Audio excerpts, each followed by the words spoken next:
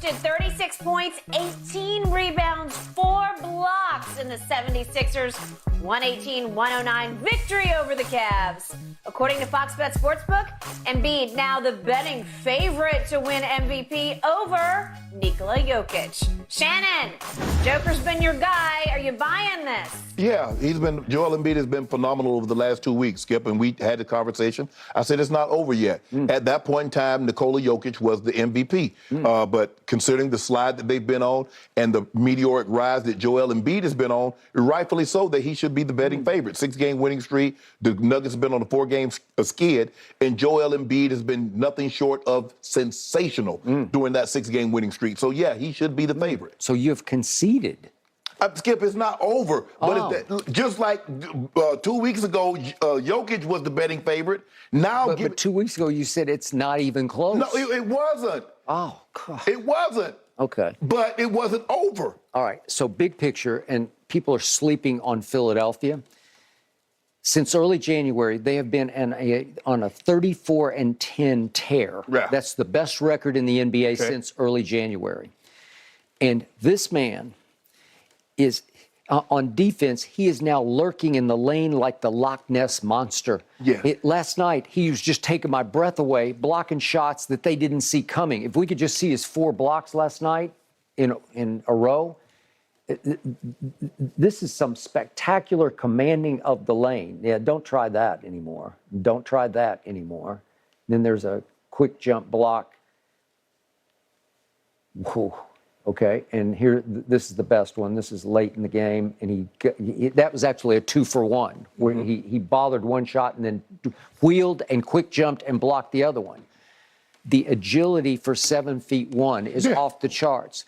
The shooting touch from long distance is off the charts. Right. His free throw shooting, if only LeBron could shoot free throws like this 7'1" monster can shoot them. He made 10 of 10 last night. He just hit his average. He makes 10 free throws a game. You think, let me ask you a question. You think Joel Embiid, when it's all said and done, will be within 10,000 points of LeBron James scoring? I don't. Because I don't know if he'll last that long. I don't know. He's got some injury history, but so far, so great this year. You think he'll win 4 MVPs? You can't dock him for his past injury history. You think he'll win 4 MVPs like LeBron? I don't know. That's all about health. I just don't know. You think he'll win 4 Finals MVPs? I think he's going to win this one. That's all I care about. You think he'll win that? You go to 19 All-Star games like LeBron? Well, obviously. On durability, LeBron has been Iron Man until lately. But this man is shooting 86% from the free throw line. I don't know how he does it. This man shoots their technical foul shots. What 7'1" guy steps up there and shoots it conventionally? We're not talking about because they're trying to win the MVP, so you need points. Okay. That's why he's shooting them. No, that's not why he's shooting. So he's shooting because he makes them. So is he a better free throw? Is he a better free throw shooter than James Harden? Yeah, I think he is. I just do. James has been gagging them lately. He shoots them so flat. Nah, he's been gagging. Not James Harden gagging free throws. Well, I think you have finally seen the light that this man is dominating. Then he made the clutch shot, the walk-off the other night against Portland. Yeah. He's been Skip. Skip. I just go by what I see. And right now, Joel Embiid is the MVP if they were to vote right now. But there's still, 3 weeks left in the season. So just like a lot of things can transpire in the last 2 weeks, a lot of things can transpire. It's not like, hey, everybody keeps talking about Jokic. It's not like Giannis is going away and hit neither. No. 36 points, 18 rebounds, and he does get respect from the officials because that last play, that was a foul. I would have called an offensive foul. They did. But they looked at it, and Doc immediately challenged, and Doc said after the game, I challenged because I didn't even need to take a look at it. Well, it's late in the game. You got your challenge. You might as well just do it. Exactly. And they go look hard at it for a long time, and they conclude there was some flop that started early in that play by the alleged victim, right? Yeah. Okay. So maybe he got away with one, but they got away with storming back from 12 down at Cleveland, which I was watching it closely because we had do bet on it. Yeah. I didn't think they could come back from 12 down, and they've been coming back like crazy on teams. Yeah, but the big guns for Donovan Mitchell and Darius Garland they did not couldn't play make well. 3-point shots. Yeah, they was 2 for 14. Yep, that won't work. But they were making a lot of shots. They just weren't making threes. Right. Well, you let Philly shoot 52% from the floor and 47% from the three. You're probably going to lose the game, Skip, and you got crushed on the glass. Yeah. 46-33. With Mobley and Jared Allen. Yep. With Jared Allen, No, he played last didn't night. play. He didn't play. But Mobley's been playing well. I mean, he played. We gave you 13 and 12. He did. No, I agree. But you needed Mitchell and Garland to go off. You did. And they did. Tyrese Maxey went off on them. And James Harden went off. did. We're on out them. of time, guys. Yep. We got to go. We got to talk about this Bengals shopping spree. Did they just get Joe Burrow the protection he needs? That's next. Yep. The Lakers fell to the Rockets last night, 114-110. No AD, though. He sat out of the back-to-back because he dropped 35 points the night before. Shannon, had AD played, would the Lakers have won? We don't know, but we just skip. They barely win with him. What made them think they was going to win without him? And this is what I don't get. I can see this like, well, AD, he's not being cleared to play back-to-backs. Well, he's about to get plenty of rest. He's about to be able to rest back-to-back for the next 3 months. Yep. If they don't make the playoffs, I don't get this. This was a winnable game. It was. And you rested AD to do what, Skip? It's not like you have a seeding position like you're the second or third or fourth seed and you say, okay, AD, we're going to get AD tonight off.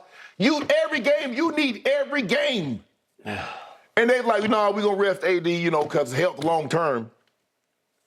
I'm confused. I'm confused by this. The Rockets scored 48 points in the first half in the paint. In the paint. And then 78 for the game in the paint. What? I mean, the biggest Skip, if you're going to sit AD and you got TB, Thomas Bryant, who they traded to the Nuggets, I get it because in his absence, he was a presence. I mean, he wasn't much of a defensive guy, but he can give you points in the paint. And, I mean, he was a true center. Yeah. Now you got Wenyen Gabriel. Wenyen Gabriel ain't no center. Remember, Mo Bamba is hurt. Right. And he is 7 feet tall. All you want to do is shoot threes. Hey, I got it. But could you have won that game with Mo Bamba manning the paint a little bit? Maybe. Maybe. And Skip, I mean, they got 6'11" Sengun, Jabari Smith, and Kenyon Martin Jr. I just don't know what I'm confused by what the Lakers' strategy is. It's like what exactly are you saving AD for? Next year? Good question. Because let's just say, okay, they're going to reevaluate LeBron on Monday, right? Yep. Okay. That's what they say. And then he's going to have to ramp up and get in some conditioning. So maybe 4 games to go. But if you got 4 games to go with no chance of getting into the play-in, Skip, why would he even bring LeBron back? Why would you even bring him back? Why would he even want to come back? To do what? I'm sure that decision is hinging right now on the next couple of games. Like at some point, LeBron's going to say, for what? Exactly. I just, Skip, I don't get, look, I mean, give the Lakers credit. They played well. They made it. I mean, they were down by 18, but they made it, I think at one point it was 81-87. I was like, okay, we got something going on. No, well, at one point you cut it to 4. Yeah, and then Lakers shot 38% from the field, 25% from the 3, got out rebounded 51-36, gave up 16 offensive rebounds. And you expected the outcome to be different without your best player playing your inside, outside presence, and your defensive presence on the other end. Yep. And you expected a different outcome? Yep. I'm confused by this strategy. I'm confused by do they really want to make the play? That's the question, Skip. Do they really want to make the playoffs? I don't know. And the other thing I don't know is the medical side of this.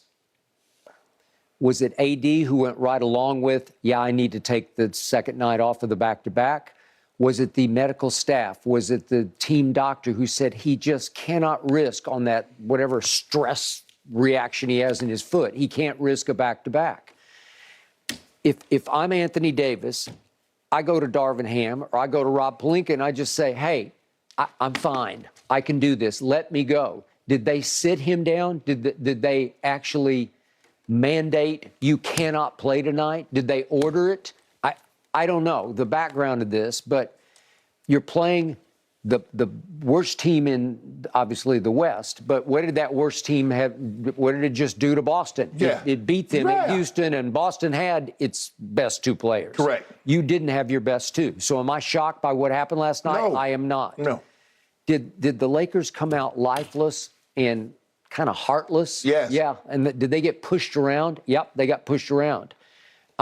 I'm looking at Twitter last night. Darvin Ham is just getting excoriated on Twitter. He's like the #1 trend the whole night. Yeah. And I click on just the thread. I don't read my response, but I clicked on that thread. They're ready to run him out of town. And I'm saying, well, is it his fault that they came out? But they've come out flat a couple times. Remember the Minnesota home game? Yes. They just came out and just stunk. It gets the Knicks at home. Yes. They just didn't come out and fight very much.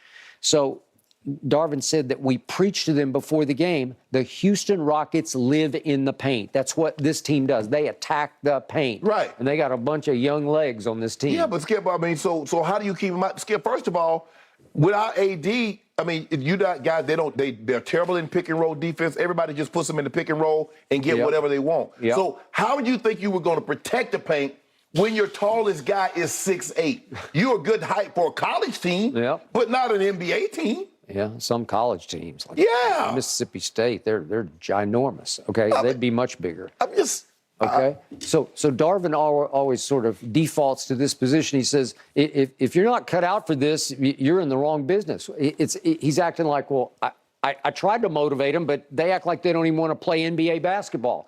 Well, that's your job. That's your job.